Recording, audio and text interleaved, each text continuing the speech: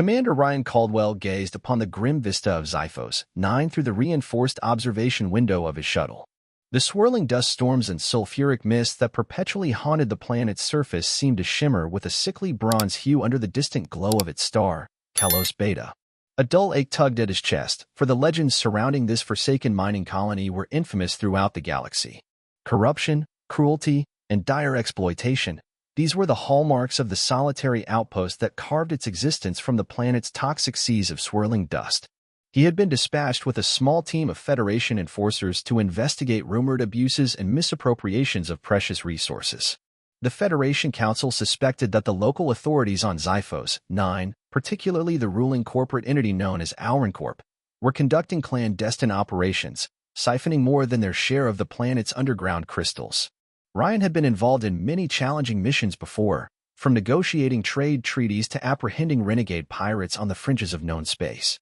Yet something about this assignment filled him with a sense of profound disquiet. As the shuttle touched down on a massive landing platform etched into the cracked ground, he took note of the armed guards waiting to welcome him.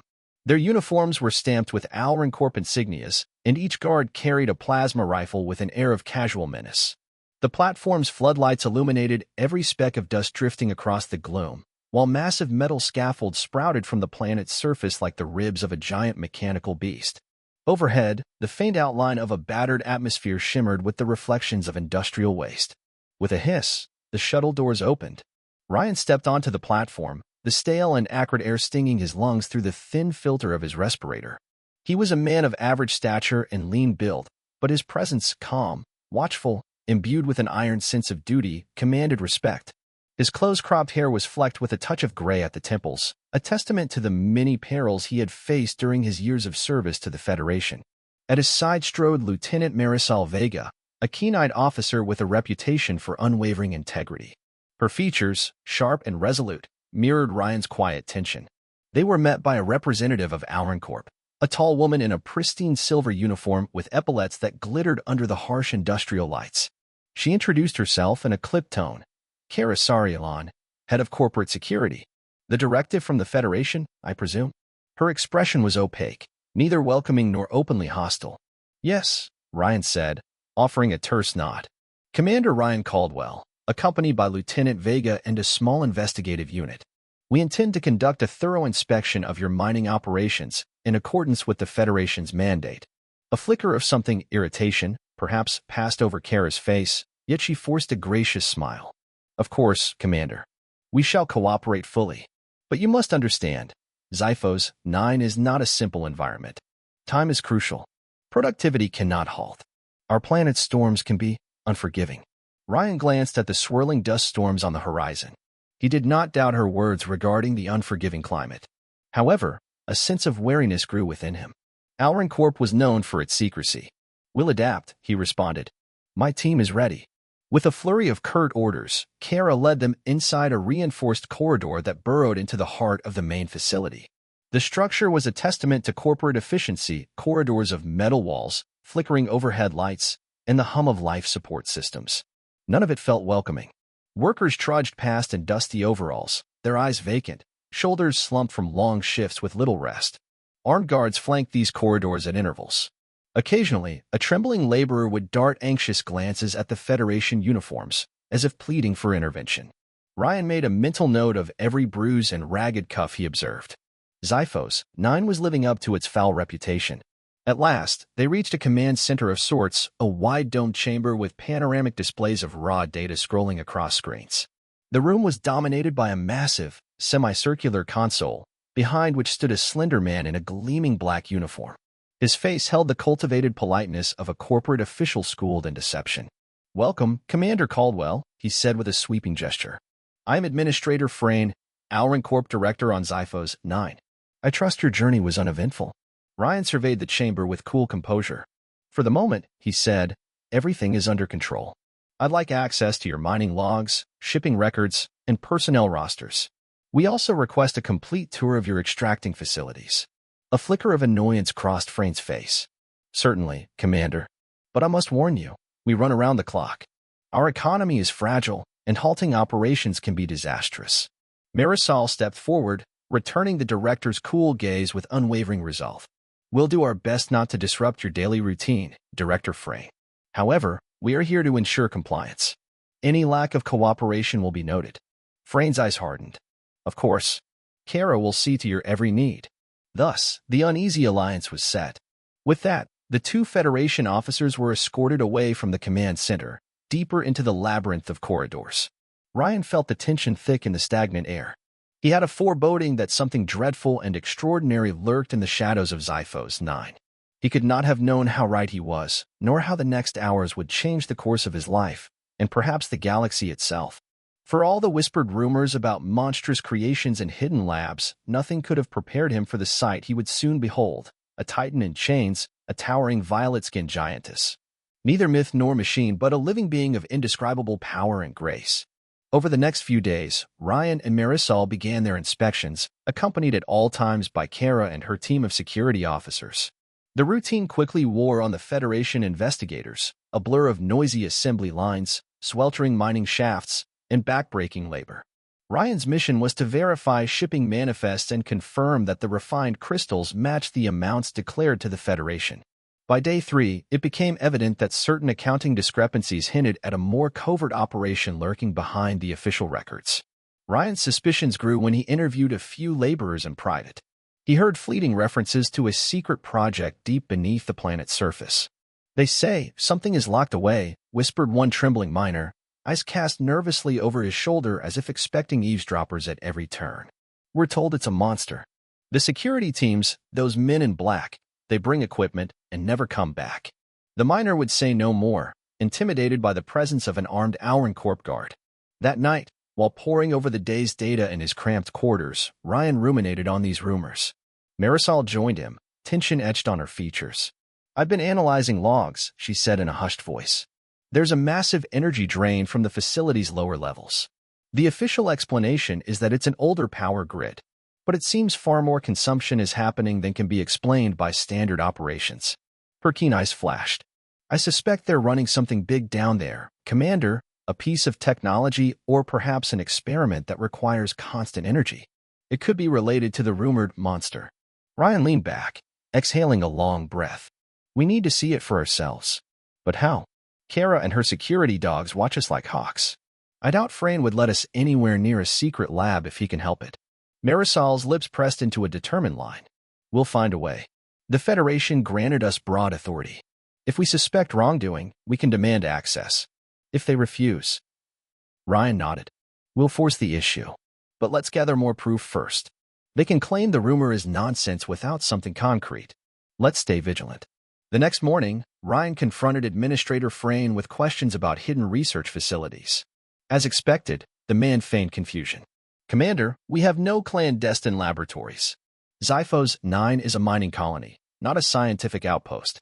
Perhaps you've been misled by local superstition." His tone was dripping with measured condescension. Undeterred, Ryan demanded additional escorts into the sub-basements that dotted the complex's blueprint. Cornered by Federation authority, Frayne begrudgingly relented. He assigned Kara to guide them, though she wore a deeply ingrained scowl as she led them deeper into the labyrinth. The lower levels were a claustrophobic world of heavy steel doors and labyrinthine passages carved from the planet's rock. Red emergency lights cast a dim glow, flickering in and out from the draining power loads. After hours of navigating disorienting corridors, they discovered sealed sections guarded by thick blast doors. Ryan noted the locking mechanisms had advanced biometric sensors, which Kara refused to open. "Off limits," she said curtly. "Safety hazard. I'm afraid we cannot proceed." Marisol crossed her arms, bristling with frustration. "Your security code should override any lock, Miss Sarilon." Kara's jaw stiffened. "Federation or not, this area is a matter of highest Corp secrecy. You lack the clearance." Ryan carefully eyed the blast door, noticing faint vibrations beneath his feet, a rhythmic tremor like a subdued heartbeat.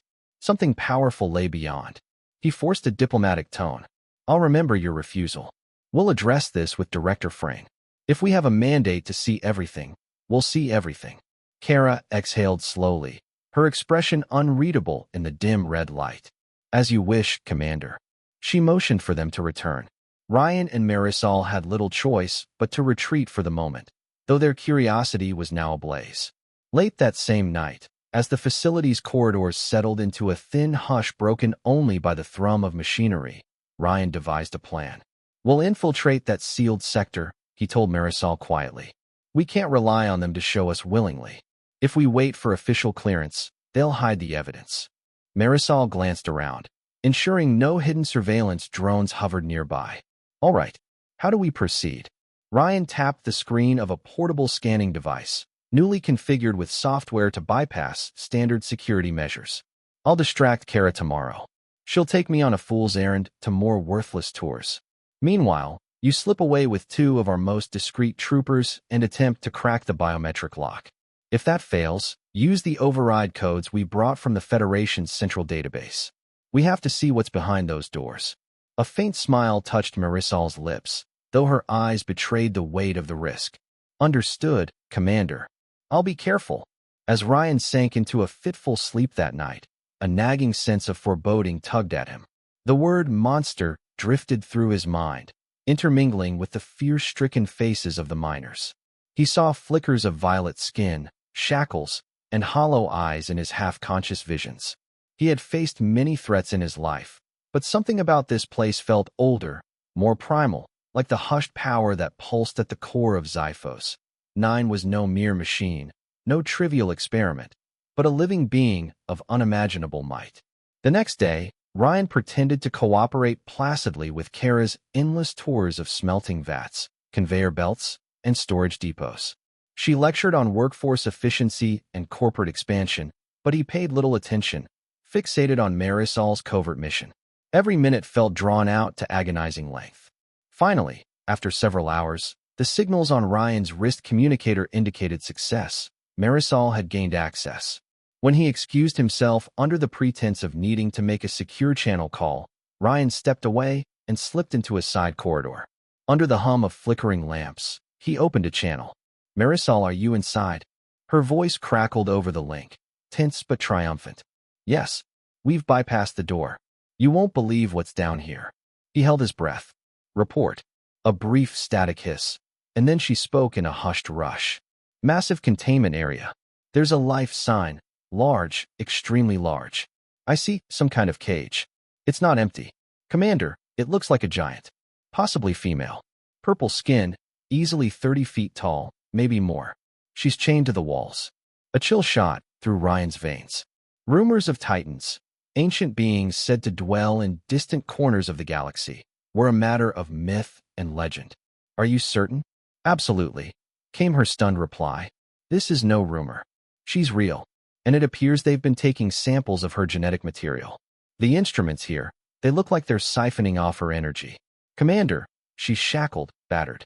She looks half dead." "Don't engage yet," Ryan warned in a low voice, adrenaline sparking his pulse. "I'll meet you there. Keep your troopers on guard." Ryan quickly found an excuse to leave Kara behind, feigning an urgent need to review data in his quarters.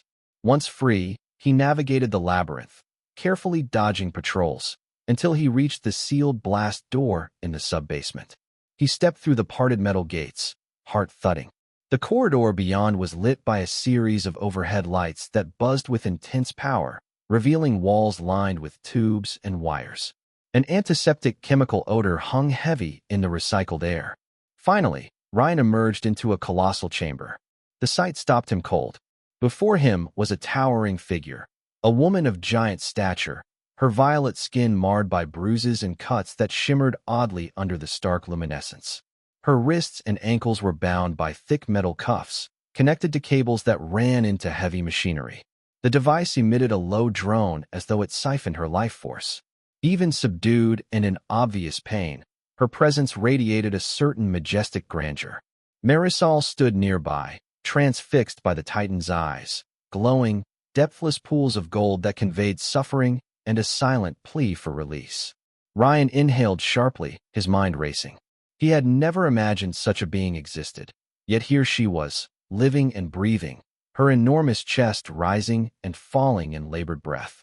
"Commander," Marisol whispered, as though speaking too loudly might break a sacred hush. "Her name, we found a digital log that calls her Andara. The notes suggest she's one of the last Titans in existence." The Titan's gaze flickered toward them. Ryan felt an unspoken intelligence behind her eyes. Despite her immense size, she exuded an almost fragile vulnerability in her chained state. He approached cautiously. Tendrils of empathy coiled around his heart. "How?" he began, scarcely believing his own voice. "How did they?" Marisol shook her head. "The records are incomplete. But apparently, Corp discovered her in stasis on some far-flung planet. They brought her here to harness her biological energy. Her cells have regenerative properties that can fuel advanced tech. They've been exploiting her like a living battery." A wave of indignation crashed through Ryan. The moral depravity of enslaving any sentient being was abhorrent, and the notion of chaining a Titan, an ancient, nearly extinct species, shook him to his core. As Ryan took another step closer, Andara's massive eyes focused on him. She tried to speak, but her voice emerged as a faint rumble, pained and weak. He could not discern the words, but their sorrowful tone needed no translation. Marisol checked a control panel linked to the cables that bound the Titan. "They're draining her constantly. It's a miracle she's still alive. The system is rigged with fail-safes, but if we shut it down incorrectly, it might kill her." Cautiously, Ryan reached toward Andara's cuffed wrist. Even in her weakened state, her arm muscles rippled with latent power. Her violet skin felt warm to the touch, faintly trembling under the forced sedation. She did not recoil from him. Instead, her gaze softened, as if sensing that these strangers might be her first allies in who knew how long. "We have to free her," Ryan said, with a quiet resolve that brooked no argument. Marisol nodded, tears glimmering. "Agreed. But we must do it carefully. If Corp suspects we know, they'll tighten security or move her off-world. Or worse." Ryan's mind raced. Their official mission was to assess compliance. By exposing this monstrous secret, they would put themselves in direct confrontation with Corp. Nevertheless, he steeled himself. This was what honor demanded. "We'll need a plan. First, we gather evidence, transmit it to the Federation so they can't cover it up. Then, we sabotage these machines and break her chains. And we'll need a way off this planet. We can't liberate her only to be cornered by the company's private army." Marisol's fingers flew over the control panel. "I'll download everything I can. Logs, sensor data, enough proof to make the Council intervene. But it will take time." Ryan placed a comforting hand on Andara's immense forearm. The Titan's weary eyes regarded him with hope. Hope that perhaps, at last, someone had come to end her nightmare. "Hold on, Andara," he said softly. "I promise we won't leave you here." A faint rumble, a half-formed syllable, passed her lips. Ryan's heart clenched. She was no mindless beast. A gentle spirit lay beneath that formidable exterior. In that moment, Ryan vowed he would risk anything, even his life, to set her free. Now that Ryan and Marisol had discovered the Titan, any illusions of a straightforward inspection vanished. They worked feverishly to gather evidence while maintaining the facade of a routine mission. By day, they resumed their official presence, questioning staff, reviewing more mundane logs. And by night, they returned to Andara's chamber in secret, analyzing the extraction apparatus, documenting the unspeakable cruelty. During their covert visits, a fragile bond began to form between the towering Titan and the two Federation officers. They attempted rudimentary communication, learning that Andara could speak fragments of an ancient tongue. With the help of a sophisticated translator from the Federation's database, they gleaned that Andara was once part of a race revered for its harmony with cosmic energies. Her people, the Titans, had roamed the galaxy millennia ago, rumored to guide younger civilizations. But over time, they vanished from common knowledge, relegated to myth. Andara believed she might be the last of her kind, found by Corp explorers who saw her as a source of profit. One evening, in a moment of relative peace, Ryan carefully removed a sedation needle from Andara's arm. Though trembling, she managed a few words in halting standard, aided by the translator. "They hurt. Greed never ends." Her voice reverberated across the chamber, still resonant despite her frailty. Ryan pressed her hand gently, dwarfed by her immense palm. "No one will hurt you again. We're going to get you out." A faint, wry twist touched her massive lips, perhaps a hint of gratitude or disbelief. Ryan realized the cost she had paid. Corp had pushed her to the brink of death, draining her essence over who knew how many months or years. And yet, in that moment, Andara exuded a haunting beauty, royal and noble despite her pain. Marisol worked tirelessly to decode the containment system, but it was fiendishly protected by layers of corporate encryption. As the days wore on, her frustration grew. "They've installed a kill switch," she explained one night. "If we forcibly disable the power siphon, an overload surge will pass through her restraints, killing her instantly." "We have to find another way," Ryan said, voice etched with determination. "What if we rig an alternate power feed? Trick the system into thinking it's still draining her energy, but in reality, it's just a loop?" Marisol's eyes lit with inspiration. "Yes, maybe. We'd have to replicate her biosignals. It's complex, but I can try. If we can fool the system, we might remove the restraints without triggering the failsafe." As they worked, the weight of secrecy took its toll. Several times, they narrowly avoided patrolling guards. Kara was growing suspicious of their nightly absences and unaccounted hours. More than once, she confronted Ryan with thinly veiled accusations. "Your mission was to finalize compliance records, Commander.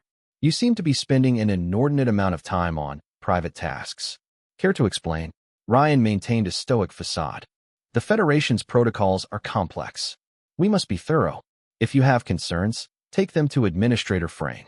Her steely gaze narrowed, but she could not overrule Federation authority without explicit orders from Frayne.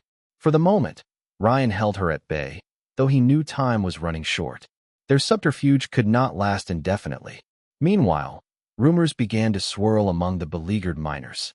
Whispers of the Federation's meddling and a caged giant filtered through the bunkhouses. Discontent soared. Many laborers despised the cruel conditions imposed by Auron Corp. Talk of rebellion flickered like sparks in dry tinder. In the mining shafts, a group of clandestine laborers approached Ryan when Kara was absent. Their leader, a grizzled man named Jareth, pleaded in hushed tones. "Commander, we know you've seen the prisoner. She's not the monster they claim. She's a slave, like the rest of us." Ryan, initially taken aback, nodded slowly. "She is indeed a captive, not a monster. But how do you know this?" Jareth's eyes burned with fervor. "We've heard her cries in our dreams. Something about that Titan's presence, it resonates. We can't just stand by and let Auron Corp keep her in chains.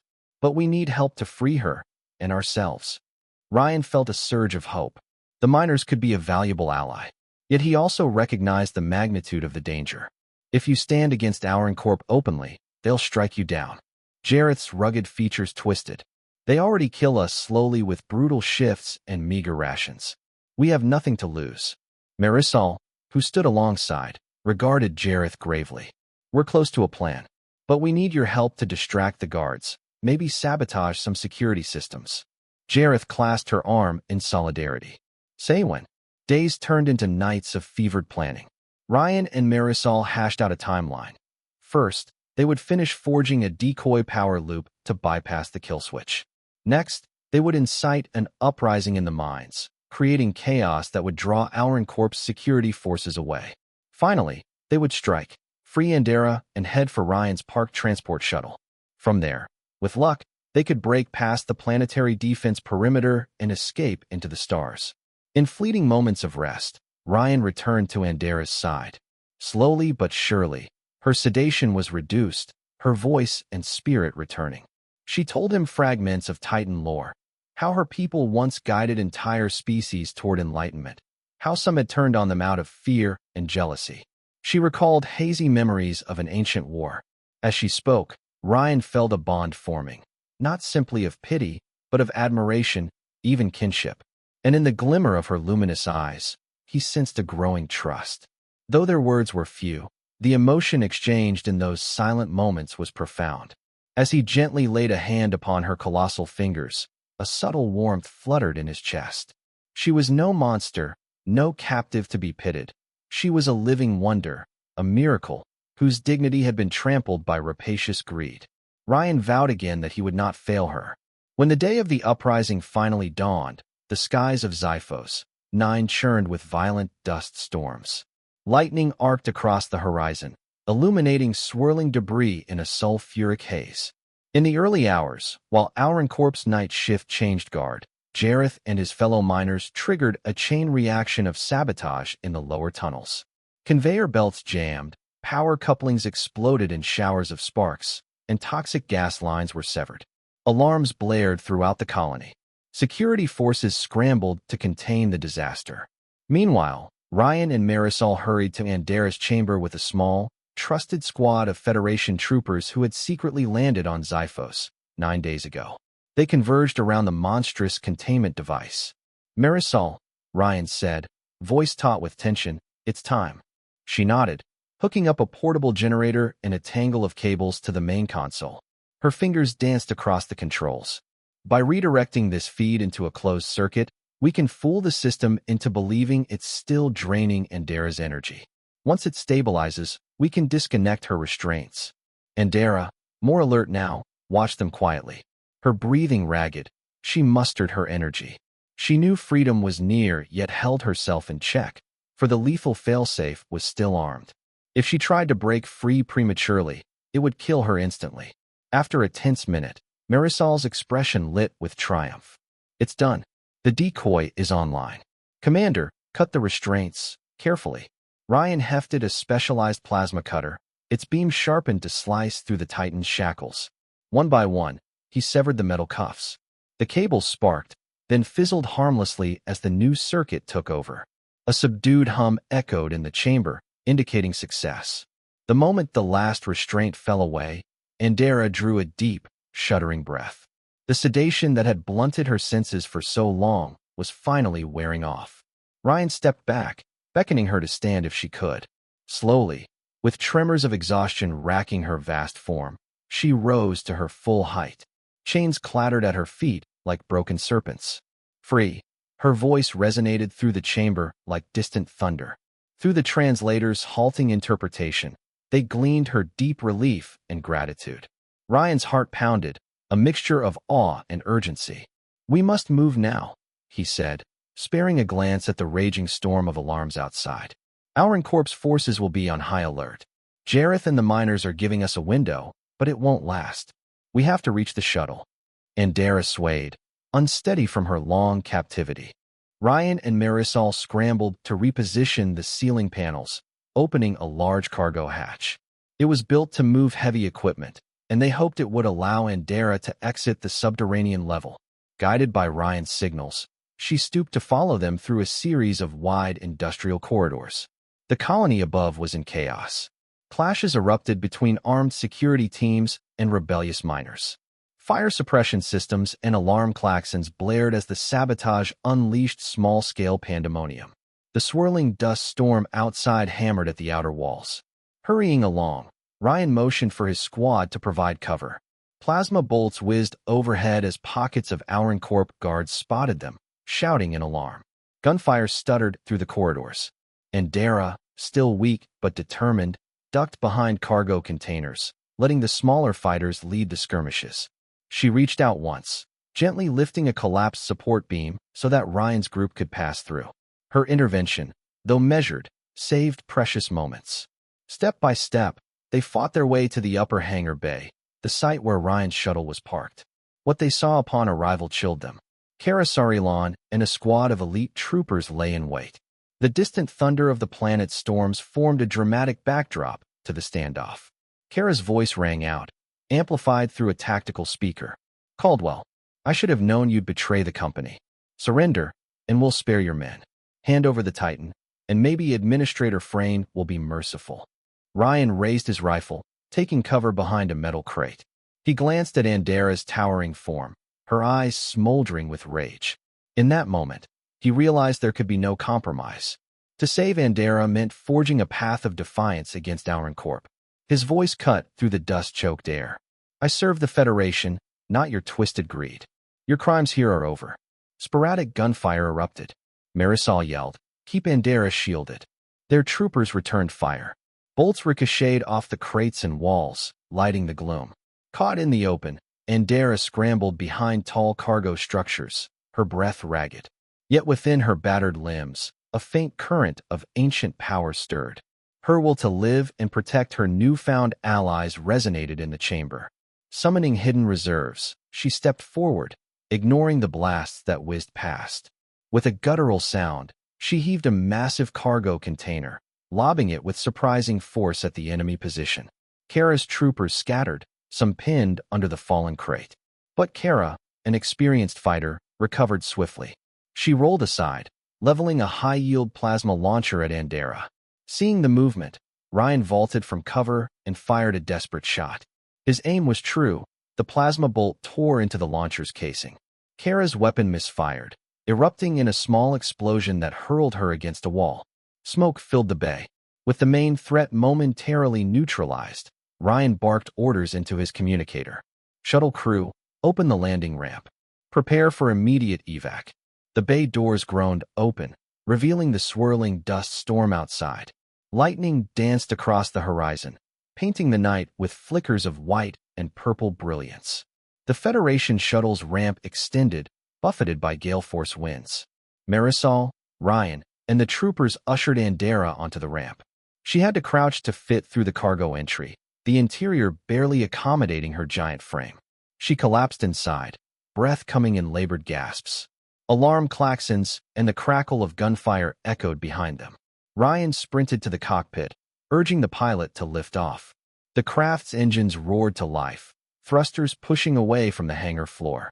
A last barrage of plasma fire erupted from below, but the shuttle's shields absorbed it. In a billowing swirl of dust, the craft soared upwards into the sulfuric skies of Xiphos 9, leaving behind the pandemonium. As they climbed higher, the pilot called out, "Commander, multiple planetary defense turrets are locking on us. We might not clear the atmosphere." Ryan clenched his jaw. Use evasive maneuvers. Divert power from the weapons to the engines if needed. Andara, crouched in the shuttle's cargo hold, watched them with anxious golden eyes. Her entire body trembled, spent from the ordeal. Ryan made his way back to her, placing a reassuring hand against her towering arm. "Stay with us," he murmured. "We're almost out." In the gloom, Marisol hammered at the shuttle's sensor console. Incoming missiles, 2 of them. The pilot jerked the controls, weaving the craft through tumultuous clouds of swirling dust. One missile streaked past, exploding in a flash of orange light that rattled the shuttle's hull. The second missile locked on. With a daring roll, the pilot launched a countermeasure flare. Sparks lit the swirling gloom, and the missile veered, detonating a short distance away. The concussion wave slammed the shuttle, but they sustained no direct hit. At last, the external readings indicated they had broken free of Xiphos 9's gravity well. A final battery of orbital cannons fired a few shots, but with the shuttle's engines at maximum burn, they soared beyond the planet's perimeter. Silence enveloped the cockpit as the vacuum of space claimed them. Relief washed through the cabin. Ryan sank into a seat, adrenaline draining from his body. Over the comm system, Marisol's unsteady voice came through. "We did it, Commander." He managed a faint smile, though worry lingered in his gaze. "We're not safe yet. Corp may send pursuit ships. We need to jump to FTL as soon as possible." Still, an undercurrent of triumph shone in his eyes. They had defied the greedy overlords, rescued an innocent being. Andara was free.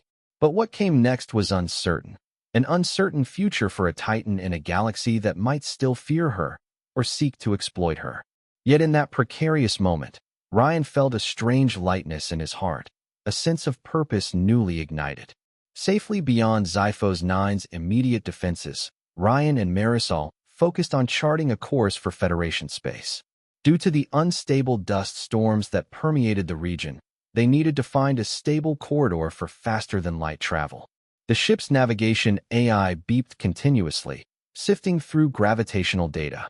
Meanwhile, in the cargo hold retrofitted as a makeshift medical bay, Andara lay on her side, her colossal body bandaged where the Corp extraction machines had left deep scars. Federation medics hovered around her, uncertain how to administer treatment to a being of such scale and unknown biology. Ryan looked on with concern. "She's stable for now," one medic reported, though his voice trembled. "Her wounds are extensive, but her regenerative capabilities appear remarkable. She's healing faster than we'd expect in a typical humanoid." Marisol examined the readouts on a portable device. Some of her cells exhibit an energy absorption rate nearly off the charts. It's no wonder Corp sought to exploit her. She glanced at Andara's large, soulful eyes. But that same resilience might save her now. Ryan stepped close, gently placing a palm against the back of Andara's hand. Though her eyes were half-lidded with fatigue, she acknowledged him with a small tilt of her head. Through the translator, she whispered, "Ryan, thank you." He felt an unexpected flush warm his cheeks. "You're safe now. We'll get you proper care." A flicker of a smile ghosted across her lips. "Long time, no kindness." Her voice rumbled with quiet awe. Emotions surged within Ryan, the gravity of her gratitude moving him more than he could have anticipated. He cleared his throat. "Rest. We'll be out of this region soon." Yet even as he spoke, he felt the edges of something deeper, a connection that was more profound than mere protector and protected. He brushed the thought aside, focusing on the immediate need to ensure her survival. Soon, the shuttle reached the designated coordinates, and the pilot engaged the FTL drive. Space warped around them as the vessel slipped into the streamlined corridor of faster-than-light travel. For a brief moment, the turbulence jostled everyone aboard, causing Andara to wince. Then the craft's artificial gravity stabilized. In the following days, the small crew settled into a tense routine. Ryan and Marisol relayed their urgent report to Federation Command, sharing the evidence of Corp's atrocities. In return, they received cryptic transmissions from Federation bureaucrats, shock, condemnation, and instructions to rendezvous at Outpost Delphi, a station near the star cluster Mornia. A Federation Navy escort would meet them there to ensure Andara's protection and conduct further analysis. Ryan was reluctant to publicize Andara's existence too widely. He worried about unscrupulous factions within and beyond the Federation who might seek to recapture her. Yet he had little choice. Exposing Corp's crime was paramount to preventing further abuses. Word would inevitably spread about the living Titan. One evening, as the ship glided silently through hyperspace, Ryan found himself alone with Andara in the cargo bay. The medics had administered nutrient solutions, and she appeared more alert, her color returning. The smell of antiseptics hung in the air, intermingling with the subtle hum of the engines. He approached quietly, mindful not to startle her. She stirred, turning her head. Through the translator, she spoke, her voice tinged with softness. "You different from them?" "From Corp?" Ryan asked, stepping closer. She nodded, the slightest motion of her massive head. "Yes. Smaller, but heart, large." A smile curved on his lips. "Thank you. I just wanted to help." Her gaze flicked across his face, curious. "Why?" Ryan considered her question. He thought of the oath he had taken when joining the Federation, pledging to protect life and uphold justice. He thought of the moral outrage he felt upon seeing her chained. Yet deeper than all that, he realized, was a core empathy, a belief that every sentient being, no matter how strange or grand, deserved dignity. "Because it was right," he finally replied. "And because I couldn't bear to see you suffer." She shifted, wincing a bit from her healing injuries. Her eyes, luminous gold, never left his. "I feel your spirit," she murmured. "Bright, gentle, protecting." A moment of silence passed between them, charged with an inexplicable energy. Ryan felt his pulse quicken. "If you need anything, just call for me."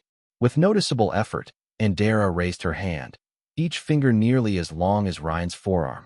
Slowly, she reached toward him. He placed his hand atop her index finger. Her skin was warm, a subtle electric current seeming to pass between them. His heart pounded in his chest as their gazes locked. A memory of the first moment he touched her in the lab, a vow to free her, came rushing back. Now, an unspoken bond had formed, not merely between a rescuer and the rescued, but a kinship that transcended the gulf of their sizes and species. At length, Andara withdrew her hand, laying it gently upon the metal floor.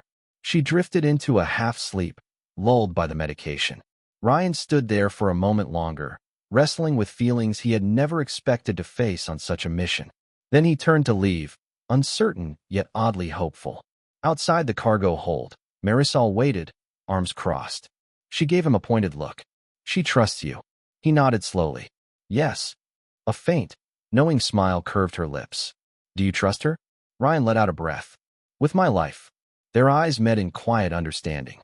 Whatever had grown between Ryan and Andara was something neither of them had anticipated, but it might prove essential in the trials yet to come. En route to Outpost Delphi, the shuttle received a priority hail from an unknown vessel. The pilot quickly signaled Ryan and Marisol to the cockpit. There, the main display showed an imposing starship with black hull plating. Its design lacked the usual Federation markings. "They're ordering us to cut engines and prepare to be boarded," the pilot reported, tension cracking his voice. Ryan's mind raced. It's not a Federation vessel. Likely a mercenary or privateer ship. They must have caught wind of Andara's rescue. Marisol cursed under her breath. Corp must have put a bounty on our heads. Communications blared again, an impatient voice demanding compliance. The ship's weapon systems locked on, as indicated by the cockpit's blinking threat sensor. Ryan quickly toggled the internal comm, addressing the rest of the shuttle. "All hands, prepare for evasive action. We're not letting them board." As the unknown vessel closed in, its silhouette blotting out distant starlight, the pilot fired the shuttle's thrusters to maximum. They veered off the known route, hurtling through the starry void. Laser fire erupted from the enemy ship, sizzling past the shuttle's hull in bright streaks. The shuttle's shields glowed with the impact, but they couldn't withstand a sustained barrage. Ryan grabbed the comm again. "Transfer all available power to shields and engines. We'll jump to the nearest micro-jump point." The pilot's face was pale. "Sir, that might take us off course from Delphi by a dozen parsecs. We'll have to recalculate once we're clear." "Do it," Ryan commanded. A second volley of concentrated beams lashed out, rattling the shuttle. Alarm klaxons shrieked. Sparks erupted from a console, but with a deft maneuver, the pilot steered them behind a drifting asteroid cluster. The swirling field of rocks offered momentary cover as the shuttle engaged its micro-jump. The universe seemed to bend, stars stretching into luminous streaks. A heartbeat later, the jump ended, and they found themselves in a remote pocket of space. The immediate threat was gone, but the shuttle's systems were damaged. Ryan keyed the comm report. Marisol's voice came through, shaky but stable. "We've lost partial shield integrity. The NAV computer is offline. We can't jump to Delphi until we fix it. I'll see what I can do." In the cargo bay, Andara felt the lurch of the jump and sensed the tension. She tried to rise, but her injuries flared. A medic gently pressed her back. "It's all right," the medic said softly. "We're dealing with a threat, but Commander Caldwell will handle it." Though she winced, Andara nodded, trusting Ryan's leadership. Her luminous eyes flicked with concern. Through the translator, she murmured, "Danger follows me." The medic shook his head gently. "You're not at fault. They just want to exploit you. But we won't let them." As repairs progressed, Ryan and Marisol convened in the cramped briefing room. "We need to consider contacting the Federation again," she suggested. "Request immediate backup." Ryan rubbed his temples. "Let's see if we can get a message out. But we might be too far from the nearest relay station now. That jump took us off the beaten path."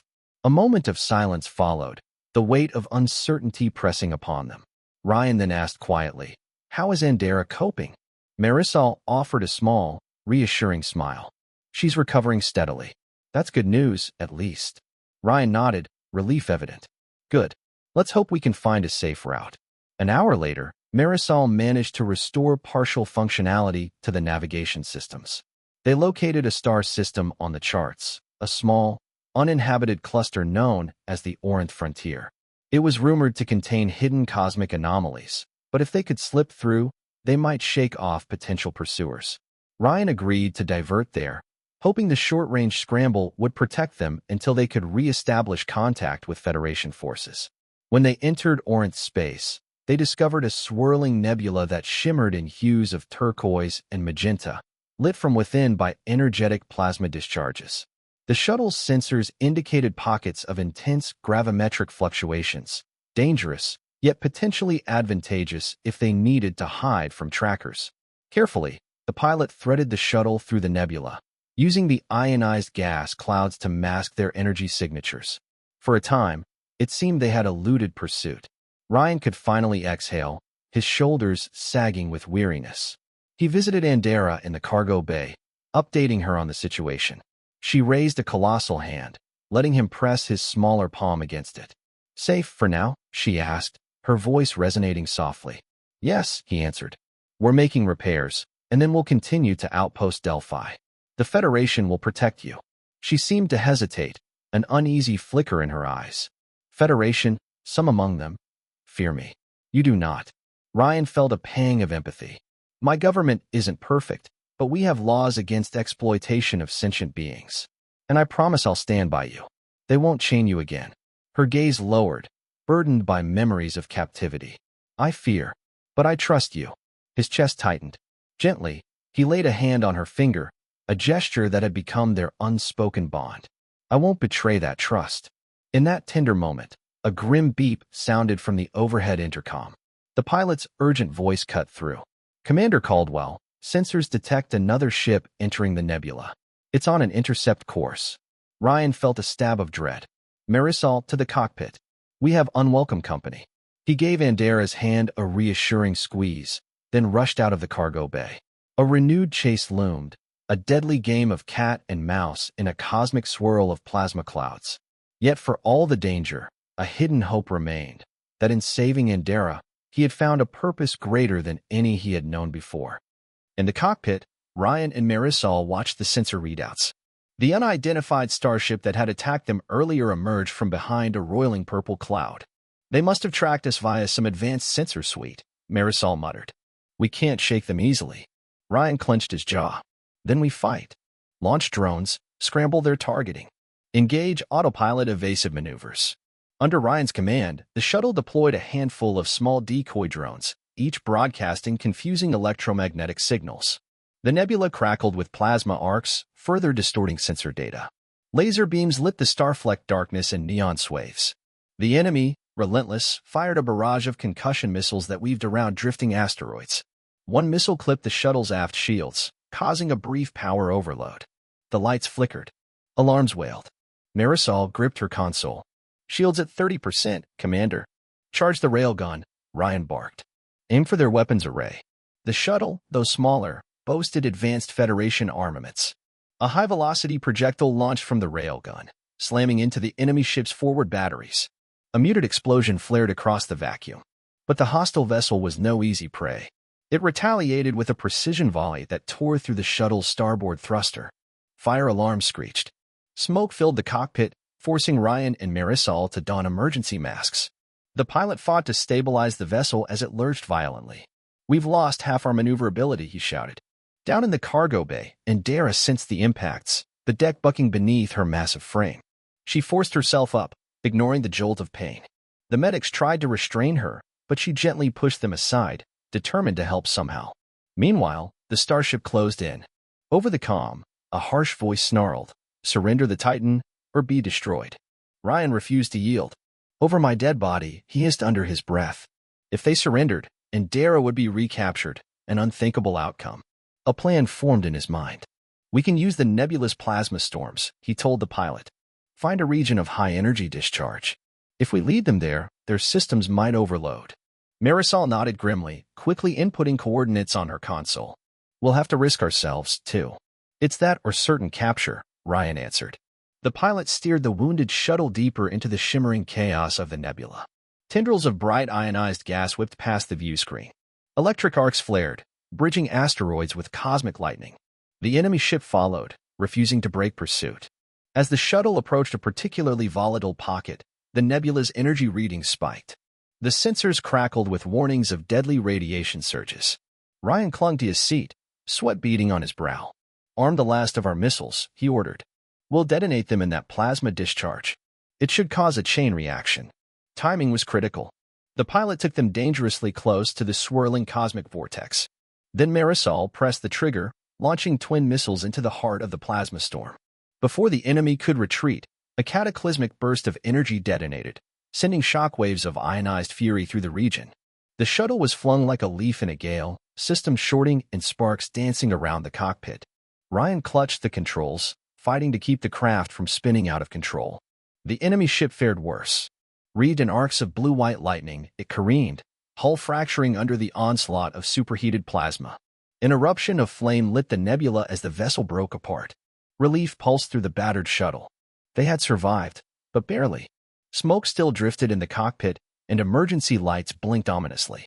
Hull integrity at critical levels. Commander, the pilot reported, voice ragged. We need to land somewhere to make repairs. Marisol scanned their readouts. There's a small planetoid within the nebula's edge. Its surface might be stable enough for an emergency landing. Ryan pressed his lips together. Do it. Let's hope it's not too hostile. 10 minutes later, they broke free of the worst of the plasma storm and descended toward a rocky planetoid half-shrouded in swirling mists. The shuttle's landing struts groaned as they touched down on cracked basalt. Outside, the faint glow of the nebula painted the rocks in ghostly hues. Once grounded, the crew began frantic repairs. Life support was functioning, but just barely. Parts of the shuttle's hull needed patching, and the starboard thruster was inoperable. Ryan, exhaustion etched into his face, took a moment to check on Andara. He found her standing with difficulty in the cargo bay, bracing a hand against the wall to keep her balance. She regarded him with concern. You hurt? She asked, scanning him with those luminous eyes. He shook his head, though a bruise darkened his temple from the cockpit turbulence. I'm fine. Worried about you. Your injuries. She flexed her limbs gingerly, testing her range of motion. Healing. Energy flows again. Through the translator, she struggled for words. These feelings new. Concern for others. Before, alone. Ryan stepped closer, the battered ship's overhead flickering. You're not alone anymore. In that moment of crisis and cosmic wonder, neither could deny the pull that bound them. The shared danger, the intimate trust, and the kindness exchanged had forged an unbreakable link. Ryan felt a stirring in his chest as he gazed up at Andara's face. Could it be love? The notion seemed both extraordinary and undeniable. Before he could dwell on it further, Marisol's voice crackled over the intercom. Commander, we need you up here. Ryan gave Andara a reassuring nod, then hurried off. They would need every ounce of ingenuity to patch the shuttle enough to lift off. Time was running short, for the nebula's shifting energies were unpredictable. Another wave of pursuers might find them. Yet in his heart, Ryan carried a newfound hope, fueled by Andara's gentle presence and the promise of a bond that transcended fear. Hours stretched into a tense night cycle. The shuttle's makeshift repairs progressed slowly. Outside, the alien planetoid lay quiet under the nebula's soft luminance. Occasional bursts of electrical discharge flared across the horizon, painting jagged silhouettes against the swirling clouds. A hush fell over the crew, each person lost in their own thoughts of near disaster and uncertain future. Once the hull patching was done, Ryan left Marisol to oversee the final repairs. He wandered down to the cargo bay, drawn by a lingering worry for Andara. He found her at the far end, seated carefully with her back against the ship's bulkhead, massive legs bent in front of her. Her posture was reminiscent of a weary traveler unable to find proper rest. She turned her head at his approach. Ryan. The translator conveyed a soft relief in her tone. He climbed up onto a stack of supply crates to be closer to eye level. They regarded each other in the half-light. Her injuries had improved, bruises fading to mottled shadows, though exhaustion clung to her. Couldn't sleep, he asked quietly. Memories, loud. Chains. Pain, she answered, each word deliberate. But also, your kindness. His pulse fluttered, an unexpected warmth filling his chest. We all did our part. Marisol, the crew, everyone. She shifted, eyes reflecting gentle gold. You risk life for me. A pang of humility struck him. He had risked not just his life, but his career and the tenuous peace of the entire colony. It was the right thing. No one deserves what they did to you. Her gaze remained on him, unblinking. Ancient race, hunted. The last Titan, worthless trophy. Bitterness laced her voice, as if the weight of her species' downfall haunted her. But you see differently? Ryan reached out, letting his hand rest gently on her massive arm. Yes. You're not a trophy, Andara. You're extraordinary, strong, wise, compassionate. To me, you're a miracle. She inhaled sharply, as though the word carried immense resonance. Miracle, you give me back hope. Silence enveloped them, broken only by the faint hiss of life support vents. Ryan's mind flooded with memories of her labored breaths in the Auron Corp facility, the look in her eyes when he cut her chains, the gentle interplay of trust that had blossomed since. The profoundness of his growing emotions for her caught him off guard. He was a soldier, an investigator, a man who lived by duty. Yet here he stood, heart pounding for this being so different from himself, yet so kindred in spirit. He found himself speaking before he could second guess. Andara, there's something I need to say. I've never felt this way before. About anyone. He paused, swallowing, uncertain of how to express the swirl of devotion, empathy, and awe in his heart. She studied him, silent and intent. At length, she spoke a single word, love. The translator hesitated, offering that one word softly. He exhaled a tremulous breath. Yes, he admitted, voice hushed. I think. I love you. Andara's golden eyes glistened, the translator failing to capture the emotion in her responding murmur. She raised her hand, each fingertip trembling lightly. With infinite care, she cupped Ryan's smaller form against her palm. He felt her warmth, the resonance of her pulse. Words failed him in that moment, but he sensed her answer in the delicate gentleness of her touch. Tears stung his eyes. He clung to her fingers, pressing a fervent kiss against her violet skin. In that intimate union, the gulf of their physical difference vanished, replaced by a tenderness that defied reason. They were two souls thrown together by fate, forging a bond in the darkness of a harsh universe. A discreet cough interrupted them.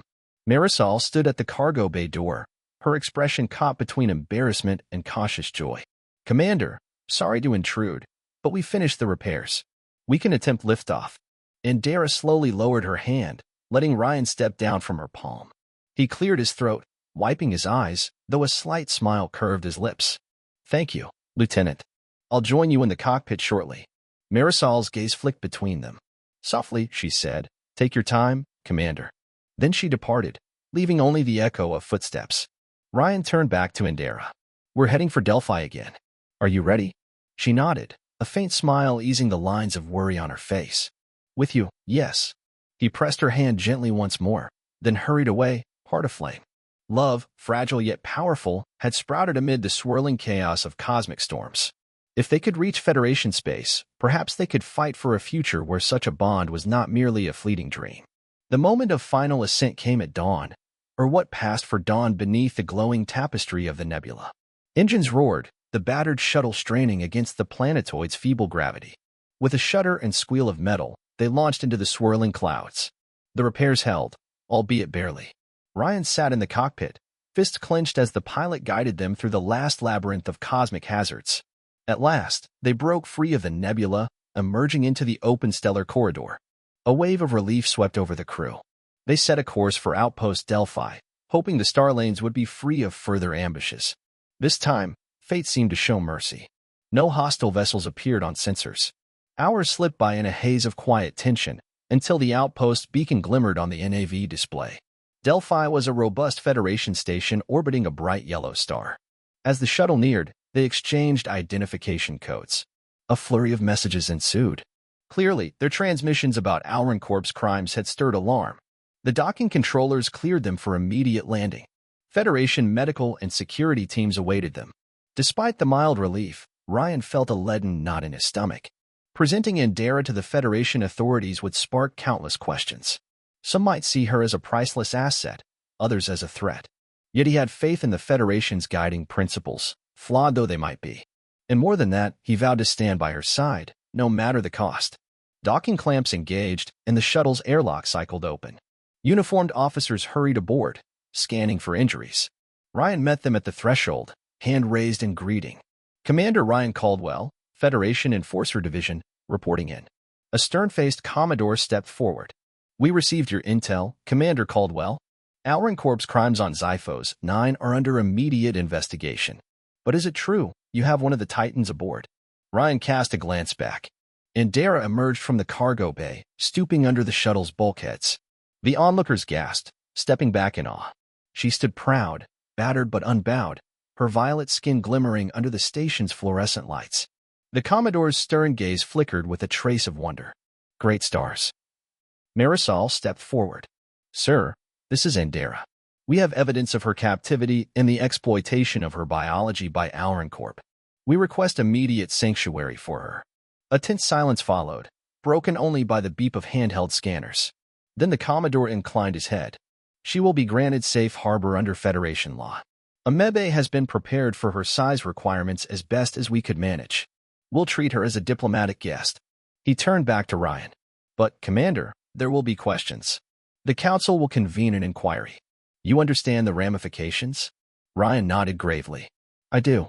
My actions might have exceeded the strict scope of my mission, but I stand by them. The Commodore's expression softened. I've read your preliminary report, Caldwell. You saved a life, a unique life. If the Council has any sense, they'll commend you.